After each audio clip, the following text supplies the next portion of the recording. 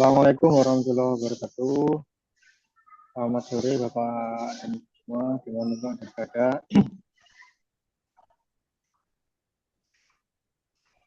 Baik, kita mulai ya. Sambil menunggu yang lain.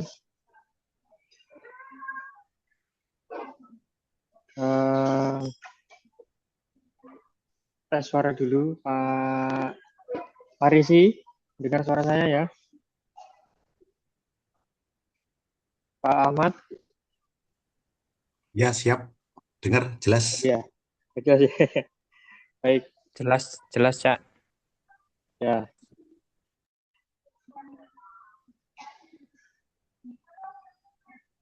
Baik. Sudah kita mulai. Selamat sore, alhamdulillahirobbilalamin. Syukur kita panjatkan kepada Allah Subhanahu wa taala atas limpahan karunia dan rahmatnya. Alhamdulillah hari ini kita berjumpa kembali di Ngaji Wakaf Korporat seri ke-22 dengan tema PT Bakhil. PT Bakhil dipandang dari sudut wakaf korporat. Baik, saya ucapkan selamat datang dan terima kasih kepada Bapak dan Ibu semua yang telah hadir sore hari ini. Alhamdulillah kita masih diberikan kesehatan dan kesempatan untuk bisa berjumpa di acara Ngaji Wakaf Korporat ya. Acara hari ini persembahan dari SL Consulting dan juga Madrasah Mabrur. Kami mengedukasi teman-teman dari pengusaha muslim untuk mengkaji ya kaitannya dengan wakaf korporat ini. Kita sudah melakukan beberapa kali untuk ngaji wakaf korporat ini, yang hari ini adalah seri ke-22 dengan tema yang berbeda-beda ya. Untuk hari kita membahas tentang dana apa di pendidikan ya, dari beberapa sekolah, kampus, pesantren, masjid begitu. Hari ini kita membahas tentang PT Bahlil. Itu bukan PT Bahlul ya, ataupun PT Pak Menteri Bahlil gitu. Tadi ada yang komentar PT Bahlil ya Mas, bukan PT Batil ya. Jadi artinya ada beberapa dari kawan-kawan kita ya itu menganggap PT itu haram gitu ya. Nah, bagaimana nanti penjelasannya ya nanti akan dijelaskan oleh pemateri kita Bapak Iman Supriyono. Baik, insya Allah nanti acara kita akan direkam. Sudah saya rekor, nanti akan Bapak Ibu yang belum sempat mengikuti sore hari ini, nanti akan ada siaran ulangnya di YouTube kita ya, di media SNL Consulting, nanti akan ada rekamannya di situ dari seri awal NBK sampai hari ini. Kemudian juga materi juga akan kita berikan di grup. Jadi Bapak dan Ibu bisa menyimak grup kami ya di Ngaji Wakaf Korporat. Kemudian kita ada beberapa channel untuk tetap mengikuti materi-materi kami tentang edukasi korporasi, tentang edukasi tentang wakaf korporat, baik di grup WA ataupun Telegram. Kemudian ada juga Instagram ya, dan juga YouTube. TikTok juga ada, silakan nanti bisa mengikutinya. Baik Bapak Ibu,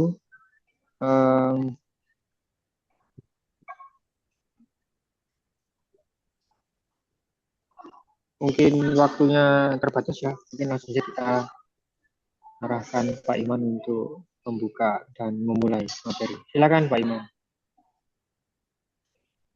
Baik, Assalamualaikum warahmatullahi wabarakatuh. Waalaikumsalam warahmatullahi wabarakatuh. Waalaikumsalam warahmatullahi wabarakatuh. Ya, alhamdulillah kita bisa bertemu kembali di forum kita Ngaji Wakaf Korporat. Kita hari ini membahas sebuah isu yang cukup kontroversial ya. Ada sebagian dari umat Islam ini yang memandang PT itu sebagai akad yang batil, akad yang tidak sah. Nah, teman-teman yang berpandangan seperti ini, maka dia bisnisnya tidak pernah bikin PT. Kalaupun dia bikin PT, itu hanya sekedar formalitas belaka. Faktanya, bisnisnya dijalankan sebagai perorangan. Nah, ini mari kita lihat secara komprehensif gitu ya. Dari berbagai macam tinjauan, nanti juga teman-teman bisa menyampaikan pendapatnya. Nah, mari kita lihat beberapa poin yang saya sampaikan. Jadi dalam konteks kita, wakaf korporat ya, kita harus konsen pada kehalalan atau sahnya transaksi jual beli. Kenapa? Karena semua barang dan jasa yang kita konsumsi sehari-hari itu bisa dikatakan semuanya berasal dari transaksi jual beli. Maka kalau transaksi jual beli itu tidak sah, nah, akibatnya adalah barang atau jasa yang kita konsumsi juga tidak halal gitu. Jadi misalnya eh, sampean beli pulpen gitu, belinya kepada orang gila gitu. Nah, maka transaksi itu tidak sah. Jadi walaupun sampean sudah kasih duit kepada orang gila itu, terus pulpennya dikasihkan sampean, tapi transaksi tidak sah sehingga pulpen itu kalau dipakai hukumnya haram. Nah, maka ini penting sekali karena ya kalau zaman dulu orang itu cenderung mencukupi kebutuhan sendiri tanpa ada transaksi dengan pihak lain. Dan ada barter, ada duit dan sebagainya. Jadilah sekarang ini hampir kebalikannya. Tidak ada barang yang kita pakai, yang kita makan, atau jasa yang kita pakai, yang kita gunakan, itu berasal dari hasil kita sendiri, hasil orang sendiri, nggak, hampir nggak mungkin, pasti beli. Nah, maka kita perlu melihat apa sih syarat sah transaksi jual beli itu. Yang pertama ada 5 ya syaratnya, ada penjual, ada pembeli. Dua-duanya itu harus mukalaf. Mukalaf itu maksudnya apa? Orang yang sudah dewasa dan berakal sehat. Nah, kemudian ada barangnya. Barang itu bisa juga berarti jasa. Kemudian ada uang, ya, dan ada harganya tentu saja. Dan terakhir ada ijab kabul, alias serah terima. Nah, ini 5 ini syarat sahnya transaksi. Nah, pertanyaannya, ketika ada ini seorang ustadz ini kayak nampaknya ini. Saya ini tadi nyoba-nyoba pakai AI. Saya minta AI untuk bikinkan gambar seorang ustadz yang sedang membeli pulsa. Nah, ini jadinya ini. Pertanyaannya begini, kalau ada ustadz yang sedang membeli pulsa ini, membeli pulsa. Siapa penjualnya? Nah, penjualnya itu Pak, orang yang pakai kaos dan pakai kaos warna coklat dan ada di lengannya warna hitam. Itu bukan penjual, dia agennya penjual. Kalau sampean tahu pebisnis pulsa kayak gini, nanti dia akan dapatkan fee. Bukan dia menjual, dia hanya ya agen itu hanya perantara saja. Siapa penjualnya? Penjualnya adalah operator telepon seluler, bisa Telkomsel kalau sekarang ini, Indosat, atau XL Axiata. Nah, tiga-tiganya itu adalah penjual. Pertanyaannya adalah, kita kembali kepada syarat jual beli tadi. Penjual harus mukalaf.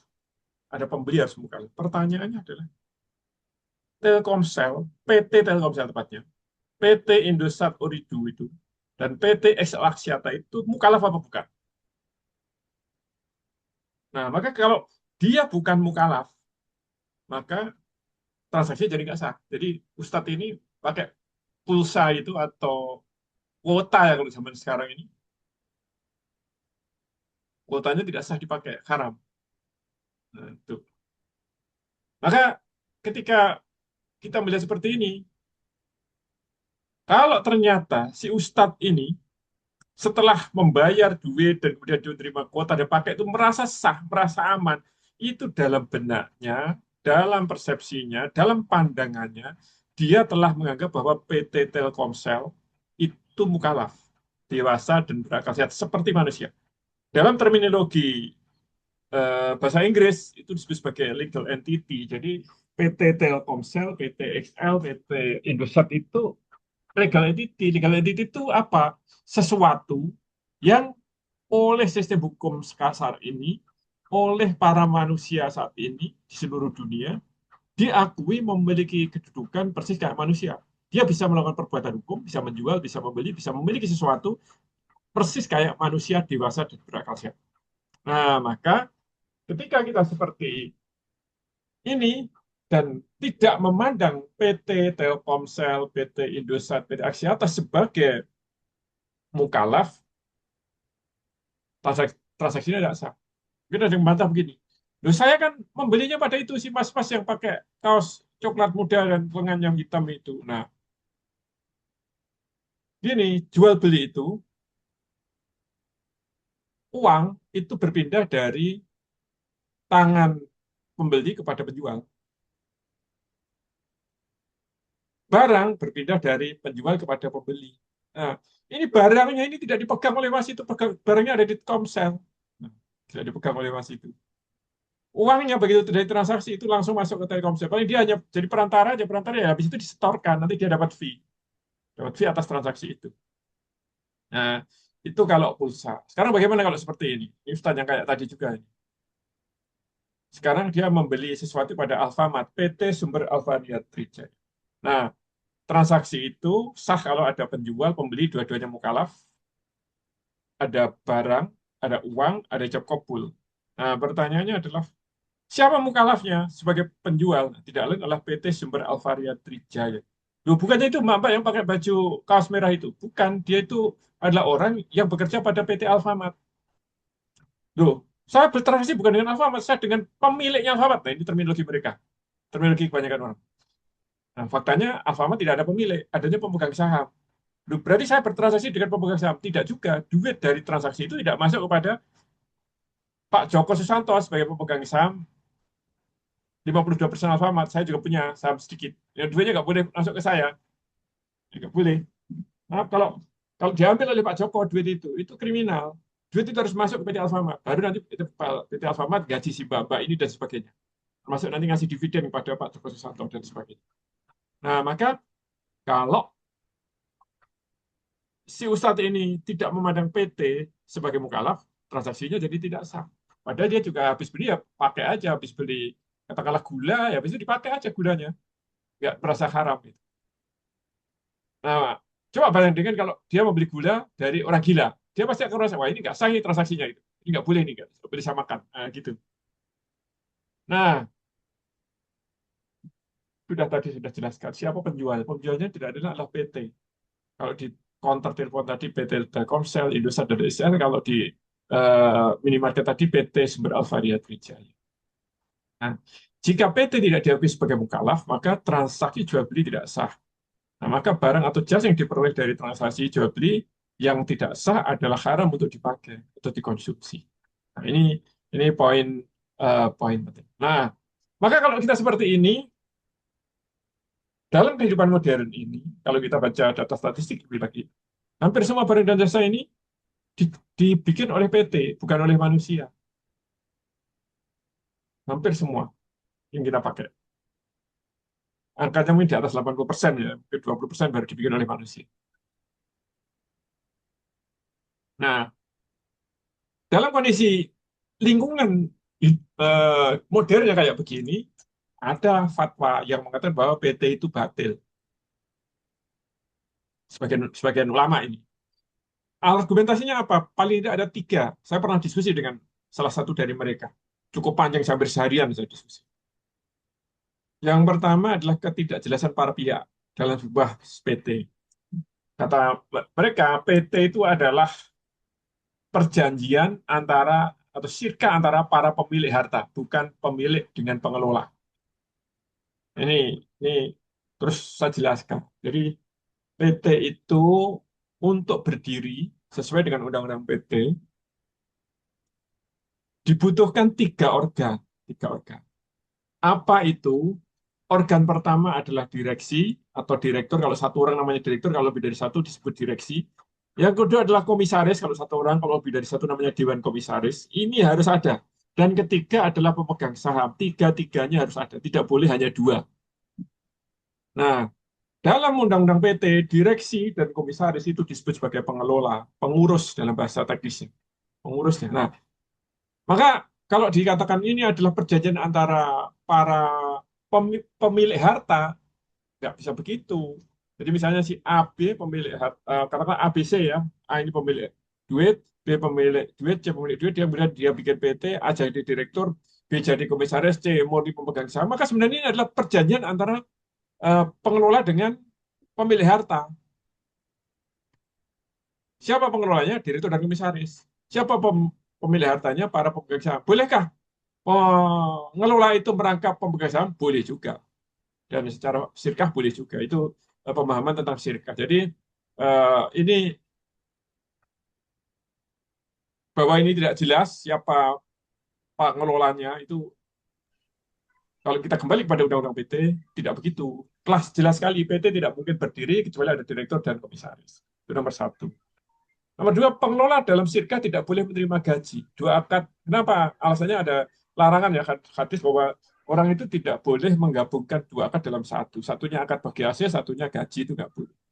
Nah, ini kita harus memahami bahwa begini, akad antar orang dalam era modern, akad antar orangnya itu bertingkat-tingkat kekuatan hukumnya. Yang paling rendah itu namanya adalah bawah tangan. Dua orang tanda tangan selesai.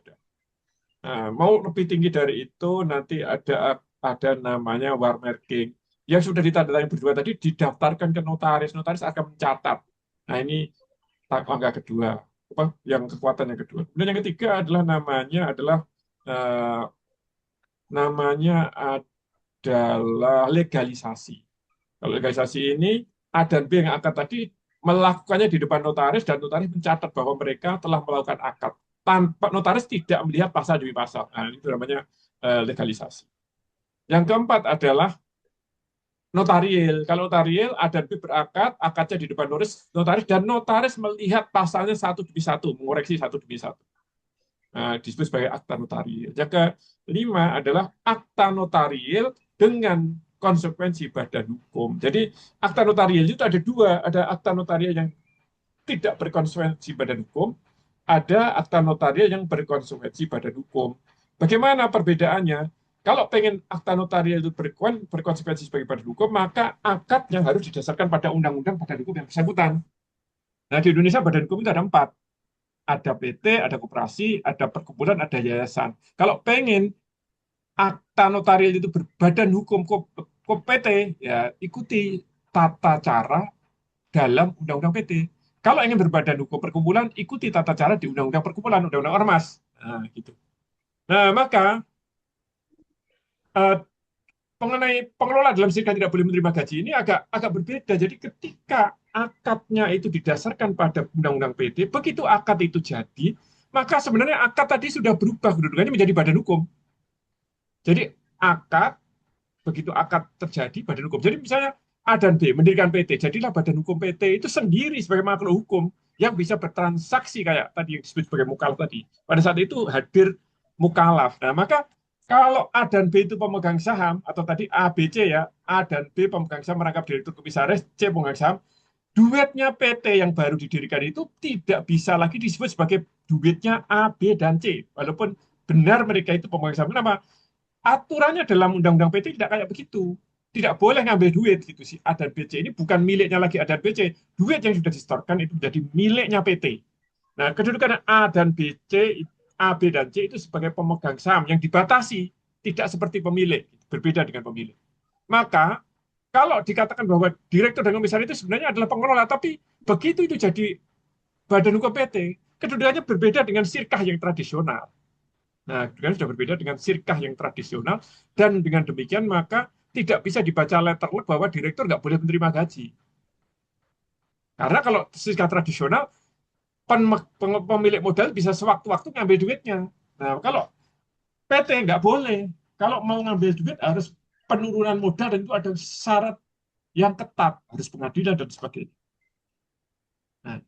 Nah, tapi kalau seandainya tetap dipandang bahwa direktur komisaris itu adalah pengelola dan dalam SIKA itu tidak boleh pengelola tidak boleh menerima gaji, ya sebenarnya boleh aja nggak dibagi gaji, misalkan ada yang mau aja. Nah, gitu. Nah, ini bisa kita bahas lebih lanjut. Kemudian yang ketiga adalah para pihak pengelola maupun pemilik harta bisa berganti keluar masuk suka-suka yang beribadah ketidakjelasan status perjanjian. Nah, ini salahnya di mana? Jadi ketika misalnya tadi A dan BC mendirikan PT, katakanlah PT disebut sebagai eh, PT Mantul gitu ya. Disebut PT Mantul, maka begitu nanti ada misalnya si C itu menjual sahamnya kepada si D sehingga pemegang menjadi A, B dan D, maka sebenarnya bukan berganti. Ketika terjadi perubahan pemegang saham maupun perubahan direksi maupun perubahan komisaris, yang terjadi sebenarnya adalah bahwa perjanjian yang lama itu dibatalkan dan pada detik yang bersangkutan langsung dibikin perjanjian yang baru. Jadi sebenarnya begitu. Jadi bukan tidak jelas, tapi jelas. Tapi perjanjian yang lama tadi dibatalkan dan diganti dengan perjanjian yang baru, akad yang baru. Saya kira itu Mas Firman sebagai pengantar diskusi. Kita bisa lanjut tanya jawab. Baik, baik Pak Iman. Ya, silakan Bapak dan Ibu yang ingin bertanya dari materi sepenggal materi yang sudah diberikan, silakan. Saya persilakan.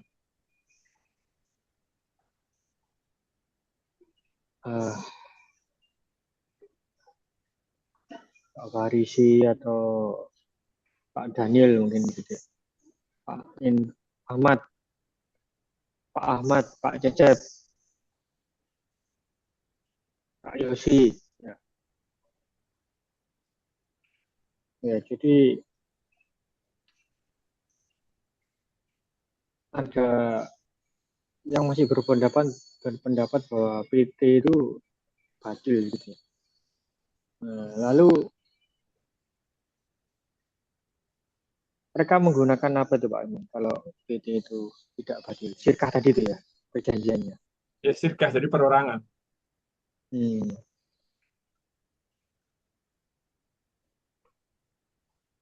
Yes. Ya, ini ada yang mau bertanya Pak. Silakan Bu Andina Rahayu. Saya persilakan. Ya, sore Pak. Yang terkait di poin 2 itu kan apa tadi pengelola apa tadi ya? Tidak boleh menerima Gaji. tadi Ya. tidak boleh menerima gaji dalam sebuah PT, artinya kalau 3 poin itu tidak terrealisasi atau tidak dilakukan bahwa PT itu menjadi batil, seperti itu ya. Ya, dalam pandangan yang membatalkan kayak begitu. Baik. Tapi Pak Iman, kalau misalkan kenyataannya di PT tersebut ketika ada, kan tadi misalkan Pak Iman udah ngasih sebagai gambaran, maksudnya ada pemegang saham dan seterusnya, tapi ada sebagai, mungkin dia pendiri PT-nya juga dia sebagai direktur, tapi ada juga bagian lainnya, artinya dia kan juga bekerja untuk membesarkan perusahaan tersebut dan dia berhak menerima gaji juga. Salah ya? Ya, jadi begini, itu kan masalah fikih ya, karena hadisnya itu cuma begini yang dijadikan pedoman itu. Tidak boleh 2 transaksi itu digabung menjadi 1. Nah, gitu saja. Nah, dalam pandangan mereka yang tidak memperbolehkan gaji itu, direktur itu kan pengelola. Pengelola itu ya bagi hasil, tidak dicampur dengan akad menerima gaji lagi. Bagi hasil aja. Kalau bagi hasil berarti sifatnya nanti dari laba sekian persen dikasihkan ke si direktur. Nah, itu kalau dalam pandangan yang membatalkannya. Terus ketika itu saya pernah diskusi, ya kalau memang mau begitu, boleh aja direktur tidak digaji, nanti hanya diberi hak atas laba sekian persen. Tapi pertanyaannya nanti begini, ini misalnya mendirikan PT tadi ya, PT itu begitu dirikan kan biasanya kan rugi. Nah kalau rugi, Terus direkturnya disuruh kerja all out supaya tidak rugi, tapi nggak terima gaji. Nah, karena rugi juga tidak terima bagi hasil. Kira-kira ada nggak orang yang mau bekerja kayak begitu itu? Sementara dia juga punya anak, punya istri, punya biaya hidup, juga punya keluarga gitu. Saya kira nggak akan ada orang bekerja seperti itu. Terus dia mengatakan begini, si yang berpendapat kayak gitu. Ya diberi anu pinjaman, nanti kalau sudah waktunya bagi hasil, tinggal dihitungkan ulang aja dengan bagi hasilnya. Nah pertanyaannya, iya kalau PT-nya nanti akan jadi laba. Kan bisa jadi tahun pertama rugi, tahun kedua rugi, tahun ketiga rugi, dia sudah diberi pinjaman tadi, dan kemudian pada tahun keempat diputuskan PT-nya ditutup karena tidak pernah laba. Nggak kuat kita. Nah, pertanyaannya, apakah si direktur disuruh kembalikan duitnya? Nah, kalau kembalikan, kembalikannya ke siapa? Nah, itu, itu yang saya sampaikan tadi menunjukkan bahwa sebenarnya Eh, maaf, pembatilan PT, ya, ya Bu, ya, ya, boleh memberikan pendapatnya ya Pak. Gini, ya, kalau kita bicara entah PT, kita mendirikan sesuatu, ya memang harapan kita profit ya. Tapi yang tadi sampaikan Pak Iman, kemungkinan rugi itu pasti ada. Tapi kalau kita bicara bahwa nantinya kita harus, maksudnya kita harus istilahnya pasti rugi atau itu saya juga nggak sepenuhnya pendapat dalam artian gini Pak. Tapi koreksi ya, karena saya terus terang kalau dari sisi ilmu apa namanya fikih itu masih sangat jauh ya. Maksudnya belum belum belum terlalu banyak tahu ya. Tapi kalau kita bicara bahwa pengelolanya itu artinya dari sisi profesionalitas kan dia sudah mengeluarkan secara tenaga, pemikiran dan seterusnya. Kalaupun tadi let's say mau dikasih dengan ibaratnya saham, oke lah, mungkin itu kayak semacam bonus atau apa. Tapi kalau secara rutinitas keseharian, artinya kan dia juga harus mengeluarkan duit sendiri dalam artian untuk operasional, biaya bensin, mobil, terus parkir dan seterusnya. Kalau misalkan dia perlu lobbying, artinya kan dia harus entertain dan seterusnya. Kalau misalkan dia nggak dikasih dana operasional seperti itu, ya maksud saya gini, secara keseluruhan orang juga pasti akan mikir ya Pak. Maksudnya gini, pasti kita akan berpikir ya realistis lah. Apalagi tadi kata Pak Iman sampaikan bahwa dia punya keluarga, entah adik saudara atau mungkin keluarga, anak istri dan seterusnya. Bagaimana kalau kondisinya seperti itu? Kan kita juga tetap realistis ya, maksudnya mikir dari sisi materi pengeluaran juga iya. Karena kalau tadi yang Bapak sampaikan bahwa eh, tahun pertama pasti rugi, saya juga nggak sependapat juga ya kalau ya tidak selalu ya, maksudnya pada saat tertentu ya harapannya meskipun nggak profit setidaknya ada BIP atau apa. Kalau kita sudah pembagian ini karena relevansinya bahwa PT itu tahun pertama, tahun kedua, tahun ketiga pasti rugi, eh, ya agak ngeri-ngeri juga ya Pak. Seperti itu. Koreksi ya Pak kalau saya salah. Terima kasih. ya. Jadi dalam bahasa akuntansi, rugi itu artinya pendapatannya lebih kecil daripada biayanya. Nah, PT itu didirikan pada hari pertamanya. Itu harus bayar notaris sekian juta. Nah, padahal belum ada pendapatan. Ada biaya, belum ada pendapatan. Itu ngurus akta notaris sampai bisa keluar rekening itu paling tidak butuh waktu seminggu, 2 minggu. Nah, ada biaya terus nggak ada pendapatan. Ya maksudnya rugi itu kayak gitu secara akuntansi. Tapi kemudian setelah itu ya kemudian ada dua kemungkinan. Bisa segera berbenah dan kemudian akhirnya laba, bisa juga tidak sukses berbenah, ada dua kemungkinan. Bisa akhirnya rugi terus dan akhirnya tutup. Jadi maksud maksud saya adalah eh, yang pakai mensiasati dengan cara direktur tetap tidak diberi gaji, tapi diberi pinjaman duit untuk kebutuhan keluarga tadi, karena dia strict dengan bahwa pengelola nggak boleh terima gaji.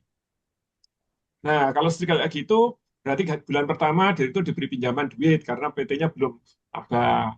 Kedua, terus sampai nanti akhir tahun, katakanlah masih rugi, berarti ya udah pinjami terus. Nanti tahun kedua misalnya udah laba, nah barulah dari laba itu si direktur tadi mendapatkan bagi hasil sekian, dan kemudian dari bagi hasil itu dipakai untuk bayar utang kebutuhan dia hidup sehari-hari. Nah, mereka menyiasatinya begitu. Tapi pertanyaannya adalah, iya kalau nanti jadi laba. Kalau tetap rugi dan akhirnya PT-nya ditutup, apakah direktur itu artinya punya utang? Nah, kalau kayak gitu, ya nggak akan ada yang mau jadi direktur. Gitu. Gitu, Bu, maksud saya. Oh, baik, Pak. Terima kasih. Oke. Ada yang angkat tangan itu, Mas Irwan? Ya, silakan Pak Erwan. Baik, tes apa suara saya sudah terdengar? Sudah, Pak Irwan. Terdengar, Ya, Pak. ya Pak, Pak Iman izin bertanya ya. Saya dari Bandung. Kebetulan memang pernah ada pengalaman juga ketika setelah ikut sholat Isya di satu masjid, kebetulan ada yang membahas seputar yaitu PT Batil gitu ya. Nah, terus terang saat ini saya belum menentukan apa pandangan tentang yang seharusnya seperti apa gitu. Ya memang masih proses mencari lah gitu. Eh, nah cuma terkait dengan pertanyaan dari Ibu siapa tadi yang sebelumnya terkait dengan kenapa pengelola itu tidak usah digaji gitu. Nah ada argumentasi seperti ini Pak. Jadi Islam katanya Islam itu memberikan batasan yang jelas terhadap segala jenis aktivitas muamalah gitu ya. Nah pertanyaannya apa yang membedakan antara seorang entrepreneur, seorang worker, dan seorang istri katanya. Jadi maksudnya gini, seorang entrepreneur dia itu hidup dari mencari keuntungan. Seorang worker atau pekerja dia hidup dari mendapatkan gaji. Dan seorang istri dia hidup dari nafkah suaminya kan seperti itu. Nah sehingga memang diharapkan seorang pengelola itu tidak usah mendapatkan gaji. Nah dia menyampaikan beberapa potensi-potensi mudorotnya ya ketika menerima gaji pada akhirnya ini bisa merusak mentalitas dia sebagai seorang entrepreneur gitu.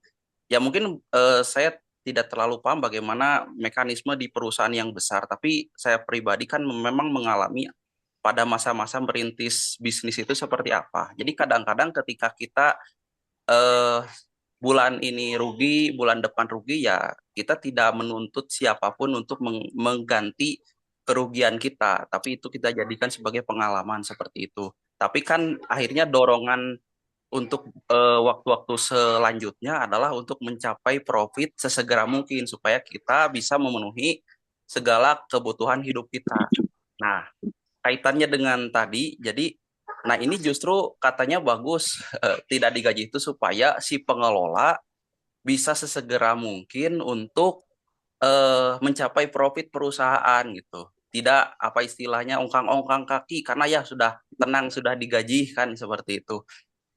Dan bahkan beliau yang diskusi sama saya tuh juga menyampaikan beberapa contoh ekstrim gitu ya kayak mohon maaf misalkan di beberapa perusahaan-perusahaan BUMN yang dimana direksinya itu mendapatkan gaji ratusan juta gitu kan, sementara perusahaannya itu terus merugi kan seperti itu. Nah ini menjadi satu apa sisi mudorot yang juga beliau soroti gitu pada saat saya berdiskusi gitu Bapak.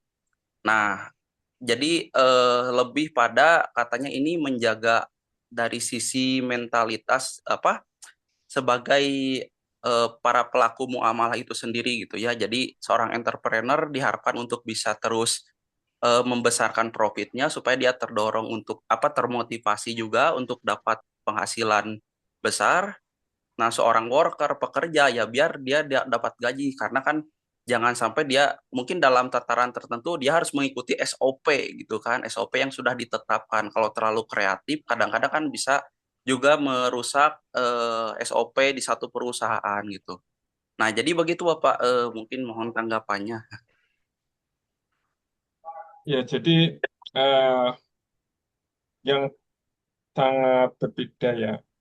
Kalau kita memandang PT itu sebagai akad sirkah tradisional, kayak sirkah-sirkah yang terjadi sebelum eranya PT. Eranya PT itu, PT sebagai badan hukum itu belum lama, baru sekitar tahun 1600-an, 5 abad yang lalu, masih belum lama. Nah, sebelum itu memang nggak ada PT.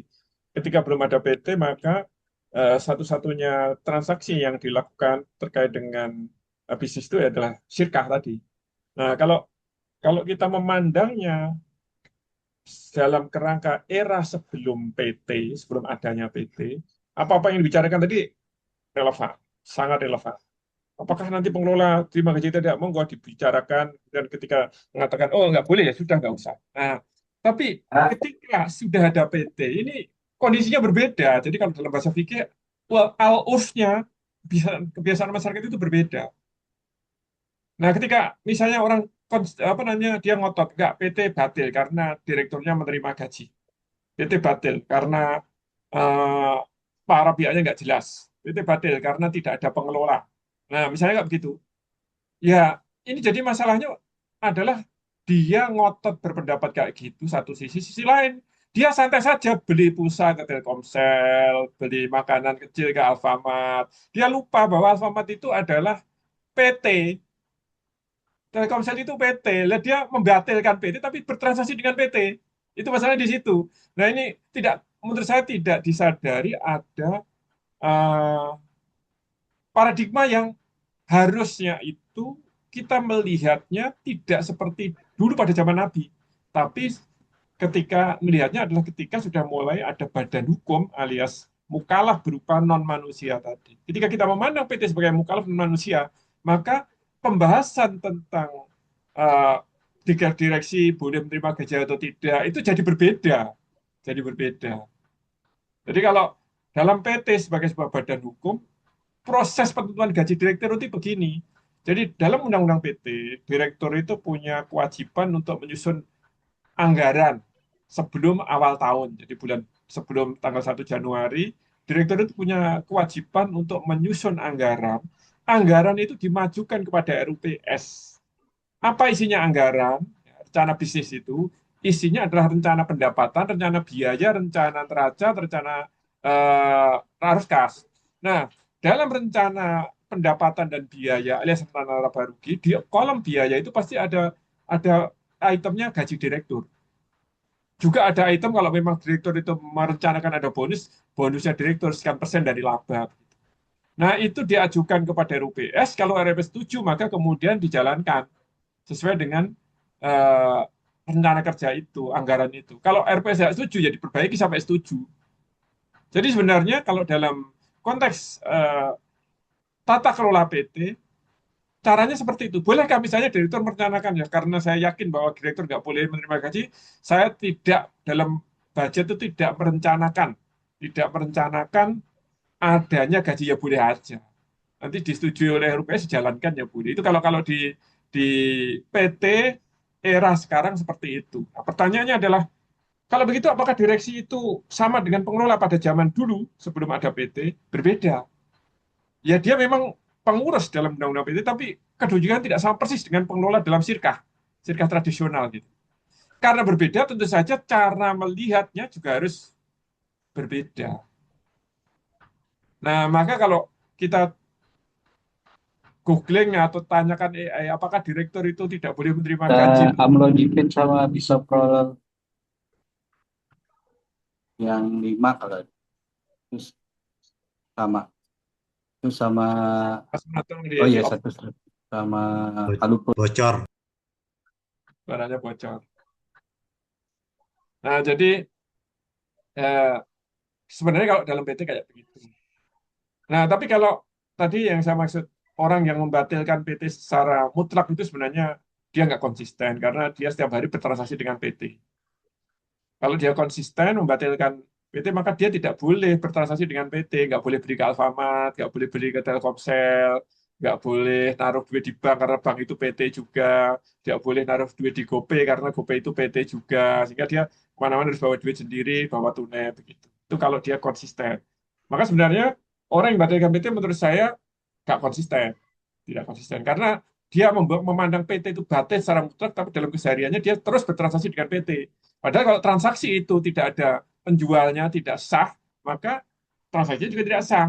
Nah, walaupun dia akhirnya dia kalau lihat seperti itu, walaupun dia membatalkan PT, tapi ketika bertransaksi dengan Alfamart, dia mengatakan Alfamart itu mukalaf secara secara tidak disadari dia mengakui Alfamart itu mukalaf. Kalau Alfamart itu mukalaf berarti Alfamart itu badan hukum dalam konteks hukum modern.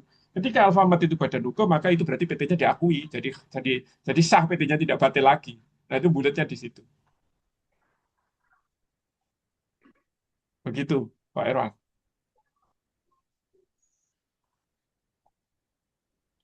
Baik. Ini kita lanjut di pertanyaan yang ada di chatbox, Pak. Dari Pak Tulus. Ya, kalau konsep pajak bagaimana, Pak? Kadang tidak mau PT karena ribet berurusan dengan pajak. Silakan, Nah, Pak. kalau masalah pajak mau jadi orang, mau jadi PT sama aja, harus dibayar. Kayak dibayar masuk penjara. Mau orang mau PT sama saja.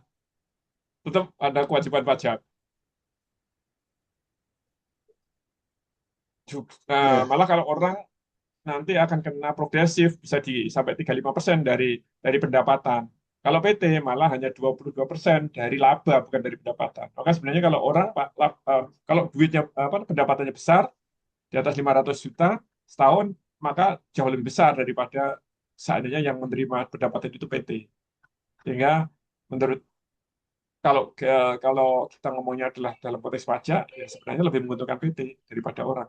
Kalau transaksinya gede di atas 400 juta, kalau kecil-kecilan ya jual pisang goreng hanya satu rombong itu ya itu menguntungkan kalau orang bukan PT. Tapi kita harus ingat bahwa eh, sebenarnya dalam kehidupan ini kita tidak hanya bicara tentang pribadi, tapi juga bicara tentang umat, tentang bangsa. Umat yang kuat, bangsa yang kuat itu adalah bangsa yang produsen. Produsen itu selalu PT, nggak ada produsen perorangan, produsen handphone, produsen kuota, dan banyak hal itu semuanya PT. Nah, kalau kita menghindari PT, maka berarti kita nanti tidak akan pernah menjadi umat produsen. Begitu.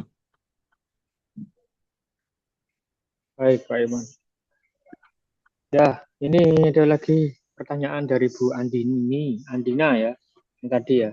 Terkait dengan Alfamart dan Telkomsel, artinya transaksi kita tidak sah. Terus bagaimana kita mengatasinya, Pak? Nah, kalau Bu Andina mengatakan PT itu batil, maka transaksi dengan Telkomsel nggak sah. Ya, berarti Bu Andina nggak boleh bertransaksi dengan Telkomsel.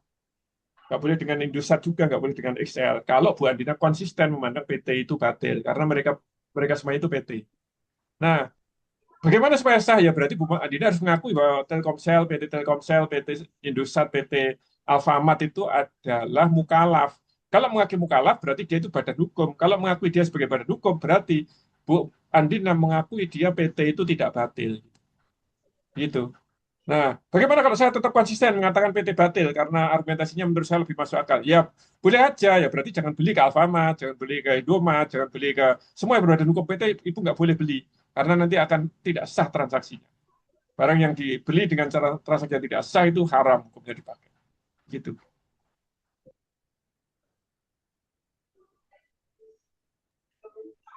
Baik. Ya, silakan Bapak Ibu.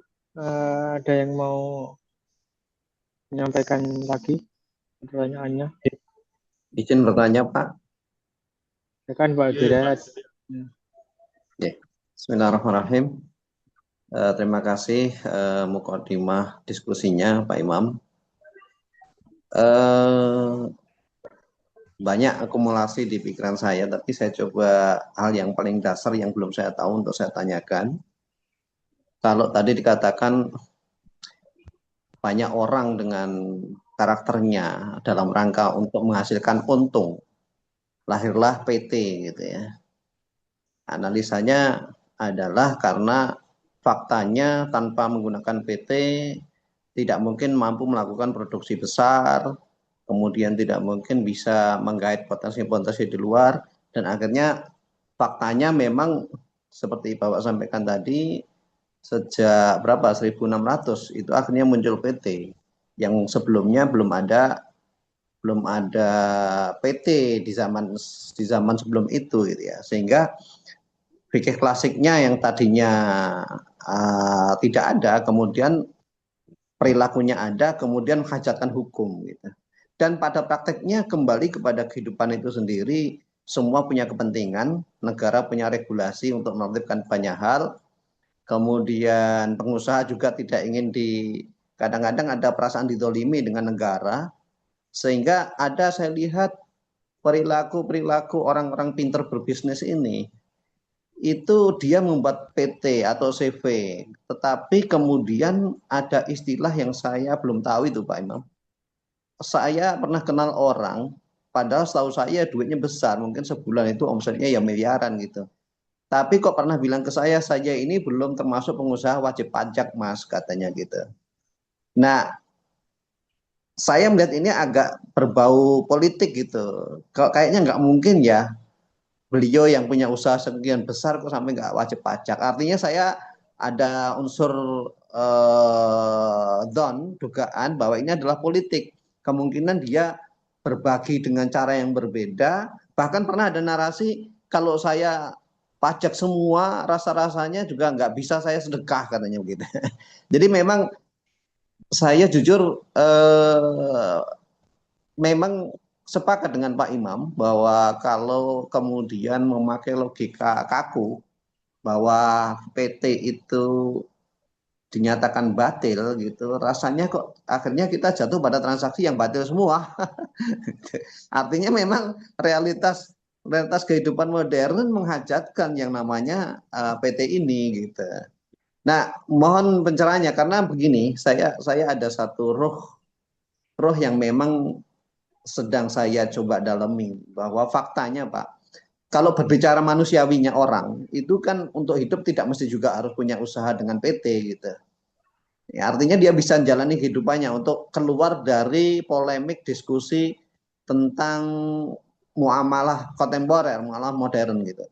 Tapi kalau bicaranya perjuangan untuk mengumpulkan kekuatan yang namanya harta ini, muncul fenomena kebutuhan terhadap PT. Tetapi roh yang atau spirit yang ada di belakang PT ini kan kembalinya kepada para pendiri Pak ya. Dan kalau berbicara lahir, memang spiritnya tidak bisa pungkiri yang paling kuat kapitalis. Ya, tapi kalau berbicara agak dalam lagi, faktanya umat Islam, saya sebagai orang Muslim melihat ya menghajatkan untuk kemudian bertarung dalam dunia regulasi ini, kemudian istilahnya itu akhirnya bisa juga mengumpulkan sendi-sendi kekuatan ekonomi umat ini, umat Islam atau masyarakat bangsa, untuk kemudian mereka lah yang akan umat Islam ini mengelola gitu. Nggak tahu saya bagaimana Pak Imam menangkap kalimat saya, tapi ada satu pertanyaan tentang fenomena yang saya belum mengerti tadi. Pengusaha tidak wajib pajak dan cara-cara orang untuk tetap menang ya, selain memang orientasikan hanya syar'i saja, tapi regulasinya nomor 2. Kemudian mungkin terkait dengan follow up-nya tentang VT kalau memang tidak batil, itu mungkin secara ilmiah mungkin Pak Imam yang barangkali sudah mendalami bisa menjadi kajian berikutnya yang menarik ini Pak Imam. Itu terima kasih Pak Imam. Oke. Ya, terima kasih. Jadi begini, bisakah dalam era sekarang ini kita menghindari PT? Menurut saya, kalaupun bisa, itu harus pergi ke pucuk gunung, tidak boleh beli macam-macam, Pak. Di tempat terpencil atau di tengah gurun pasir gitu. Karena setiap dia membeli, gerak-gerik dia membeli, pasti membelinya ke PT sekarang ini. Nah, hampir tidak ada barang dan jasa yang kita pakai itu dibikin oleh orang. Apapun itu. Nah, maka menurut saya nggak mungkin. Nah, PT itu karena baru lahir tahun 1600, maka wajar kalau muncul perbedaan pendapat. Dalam fikih itu, perbedaan pendapat itu biasa saja, saling menghargai aja. Nah, maka kalau ada teman-teman yang membatalkan PT, monggo aja silakan. Tapi saya ingatkan, artinya berarti sampean nggak boleh beli ke PT gitu, karena kalau beli ke PT batil. Nah, transaksi dengan makhluk batil itu jadi tidak sah. Maka sampean tidak boleh membeli ke PT Alfamart, ke Telkomsel. Kok berarti saya nggak bisa internetnya? Nggak bisa, sampai internet itu kan belinya ke Telkomsel gitu. Nah, kalau mau begitu ya silakan, boleh aja. Nah, dalam fikih itu, perbedaan pendapat itu biasa. Bahkan masih ada nabi pun sudah berbeda, itu biasa. Maka dalam hal ini juga kita sesuai keyakinan masing-masing. Kalau saya yakin PT itu justru cara yang paling tepat untuk era modern ini.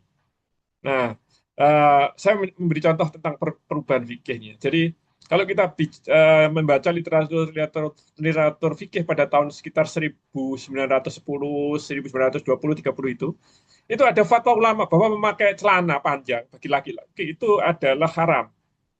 Kenapa? Alasannya tasyabuh bil kufar, karena mirip-mirip dengan orang kafir, yaitu orang Belanda yang pakai celana. Itu dulu. Bagaimana Ustadz lihat sekarang? Adakah yang mengharamkan pakai celana? Semua pakai celana, bahkan pakai jas. Nggak disebut lagi tasyabuh bil kufar. Nah, bolehkah kalau misalnya ada orang yang tetap konsisten? Nggak, celana itu uh, uh, haram, dan ya boleh aja kalau mau begitu. Jadi kemana-mana pakai sarung, pakai apa namanya, beskap, nah gitu silakan aja kalau begitu. Tapi saya kira orang sekarang nggak ada kayak begitu.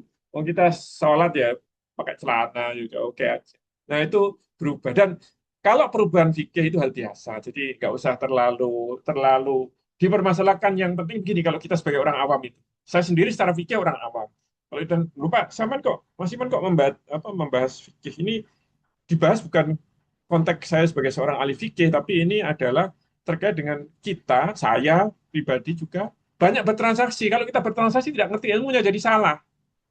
Jadi setiap perbuatan, setiap perkataan ini harus didahului dengan ilmu. Kita bertransaksi dengan PT, kita harus punya ilmunya tentang PT. Nah, kalau enggak nanti tidak sah. Sampai beli makanan, minuman, camilan ke Alfamart, kalau sampai nggak ngerti hukumnya PT, kedudukan secara fikihnya PT, jadi salah. Nah, maka kita memahami ini bukan dalam rangka sebagai ahli fikih, tapi kita karena ini adalah transaksi yang akan kita lakukan sehari-hari. Nah, belum lagi tadi kalau kita ngomong keumatan. Jadi saya ceritakan ini.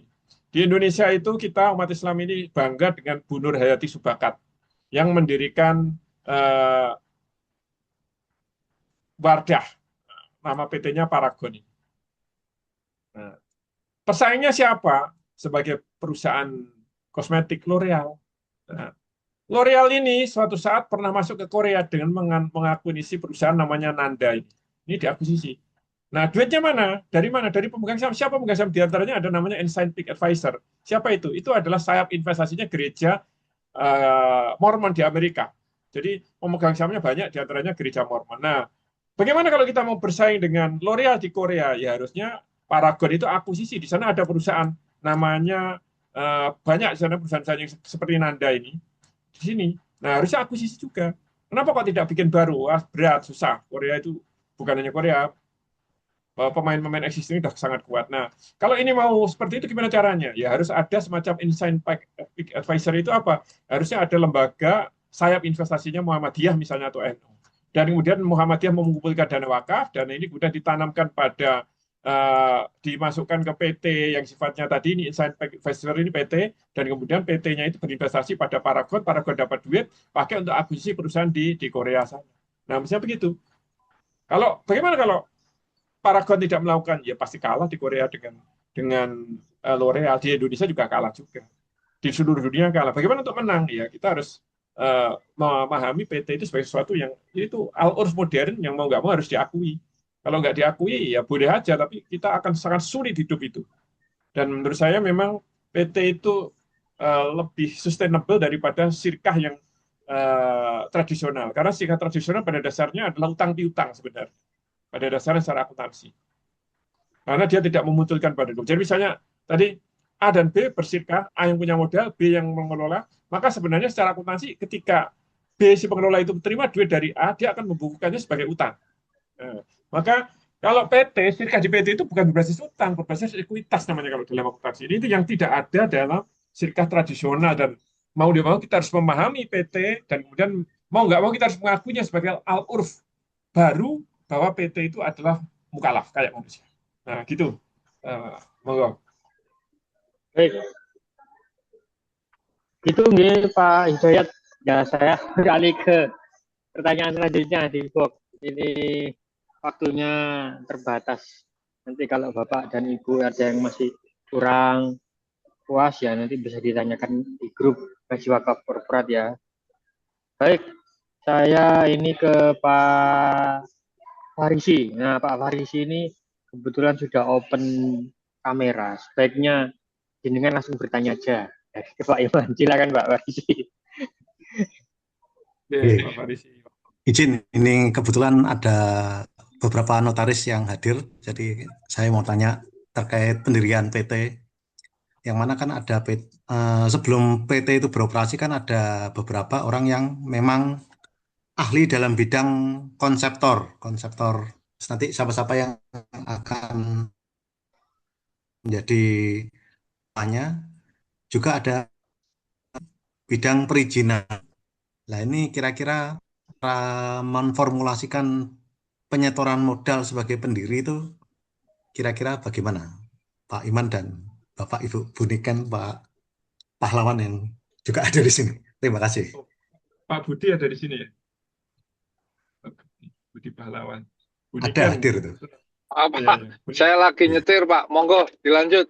Oh, oke, Saya oke. lagi nyetir, monggo. Oke, monggo. Ya, monggo. Mbak Niken aja. Mbak Niken, monggo, Mbak Niken. Mbak Niken itu istri saya itu. Monggo, monggo Mbak Niken.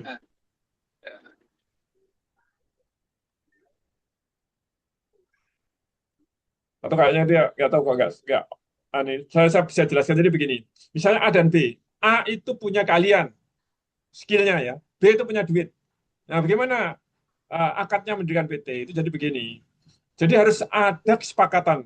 A yang punya kalian bersepakat dengan si B begini. Kamu nanti kerja ya selama 2 tahun, gajinya 10 juta misalnya begitu. Yang mana dalam gaji 10 juta itu, yang 5 juta nanti dibayarkan tunai, yang 5 juta adalah untuk bayar utangmu. Nah, kenapa kok utang? Karena nanti pada awal ini PT ini akan kita dirikan dengan pemegang saham aku dan kamu, kata si B.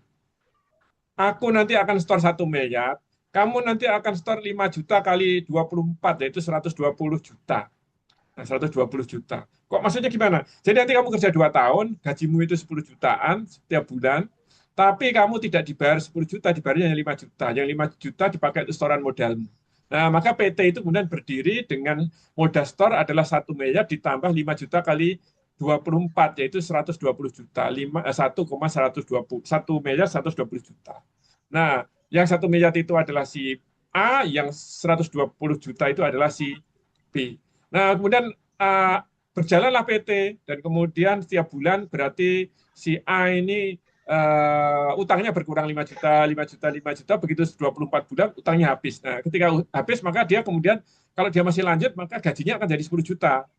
Dan saham dia sebesar senilai 120 juta tadi tetap. Suatu saat ketika misalnya si A itu tidak menjadi direktur, dia tidak dapatkan haknya sebagai direktur, tapi tetap mendapatkan hak sebagai pemegang saham karena dia memiliki setoran sebesar 120 juta. Jadi harus sepakati gitu, Pak. Kalau nggak gitu nanti akan muncul peluang-peluang konflik nanti.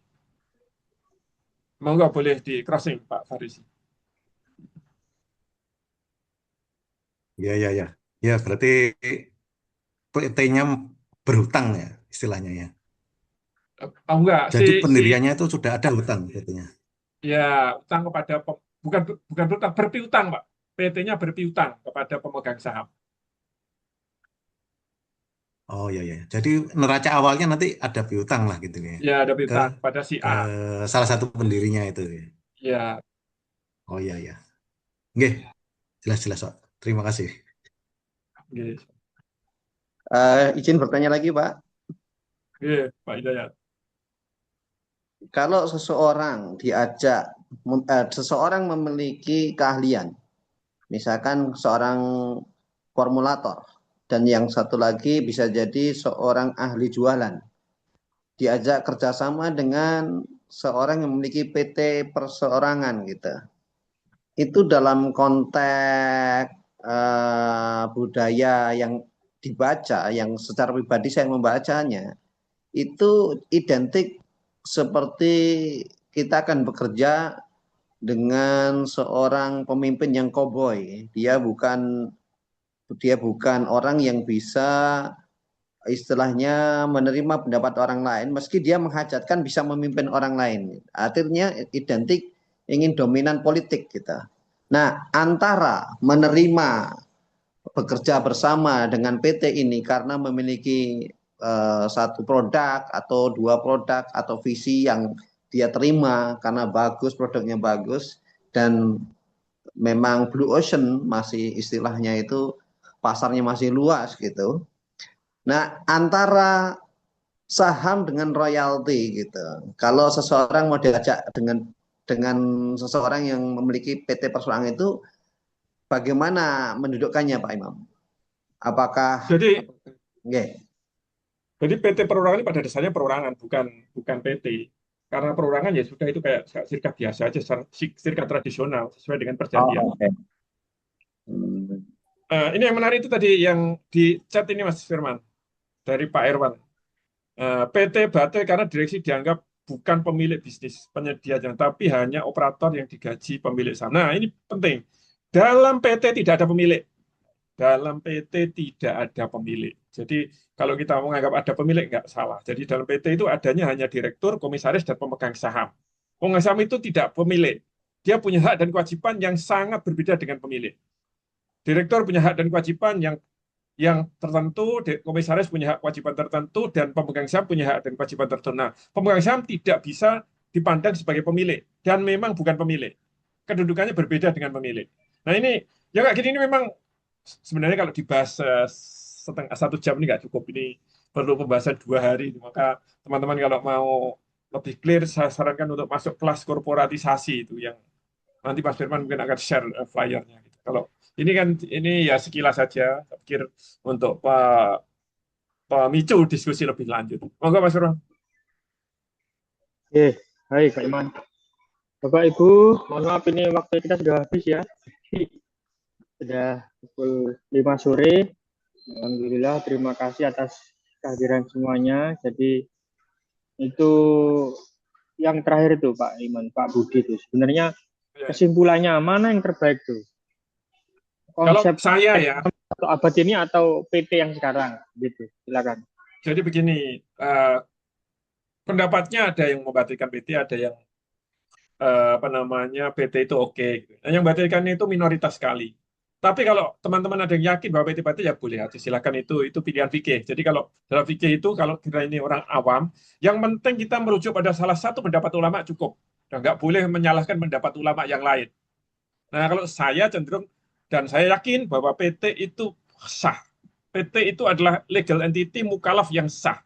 Sehingga saya santai aja bertransaksi dengan PT, mendirikan PT, dan SNF Consulting sebagai kantor konsultan juga bertransaksi dengan PT, membantu PT untuk mendapatkan pemuda dan sebagainya.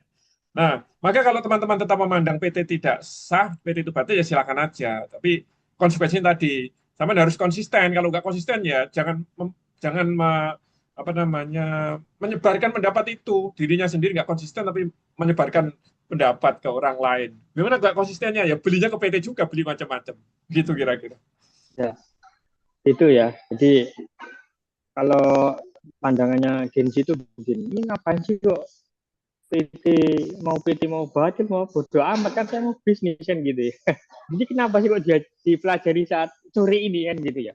Nah tadi seperti Pak Iman tadi bilang bahwa kalau orang berbisnis itu kalau mau tahu ilmunya ya harus sebelum berbuat harus tahu ilmunya dulu. Nah maka hari ini sore ini kita bahas. Jadi kalau pikirannya mungkin anak-anak zaman kan sih ngapa sih bahas PT batil boh pas pokoknya aku beli kan gitu ya. Jadi ya itu tadi ya, jadi begitu kesimpulannya. Kalau ada ulama sudah menyatakan itu boleh ya maka itu sudah jangan jadi perdebatan lagi, karena SNF Consulting kedudukannya di sini adalah mengedukasi dari kawan-kawan pebisnis sebenarnya konsep korporasi yang benar itu seperti apa, termasuk dalam hal ini tadi. Kita ini bukan membahas tentang fikihnya itu bagaimana, tapi tentang bagaimana menempatkan posisi PT ini seperti apa. Nah, ini perlu ada edukasi pemahaman itu. Nah, Bapak dan Ibu, bagi yang ingin memperdalam lagi dengan tema-tema yang lain ya, katanya dengan SNF Consulting, bisa mengikuti kelas kami di Surabaya, Jakarta, Bandung ya. Yang terdekat ini ada kelas di Bandung tanggal 29-30 April dan juga Jakarta di tanggal 7-8 Mei. Surabaya nanti ada tanggal 25 sampai 26 Mei. Ya, jadi itu tentang kelas korporatisasi. Nanti bagaimana konsep korporasi yang benar, dan itu bukan sesuatu yang yang hanya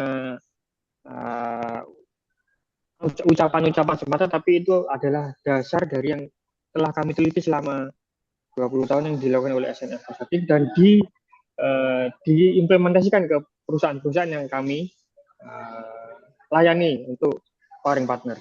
Begitu, saya terima kasih sekali atas kehadiran sore hari ini. Bapak dan Ibu menyempatkan waktu bersama kami, berbincang ya, berdiskusi. Jadi tadi sudah kita sampaikan bahwa ini tidak menyatakan bahwa kami adalah paling benar, bukan begitu juga, tapi ini adalah mengedukasi gitu. Jadi mana sih yang menurutnya secara korporasi itu seperti apa? Baik, terima kasih atas kehadirannya. Mohon maaf bila ada kata-kata yang kurang berkenan atau materi-materi kami yang kurang berkenan bagi Bapak dan Ibu semua. Kita jumpa lagi di episode mendatang, baik itu ngaji warga korporat atau bincang santai korporasi. Terima kasih, ikuti terus tema-tema kami di artikel korporatisasi.com, kemudian juga ada di WA kami grup ya, dan juga Telegram, dan di YouTube, IG, dan TikTok. Terima kasih. Saya tutup. Assalamualaikum warahmatullahi wabarakatuh. Selamat sore. Assalamualaikum warahmatullahi wabarakatuh. Matur suwun, Cak Firman, Cak Iman. Mari.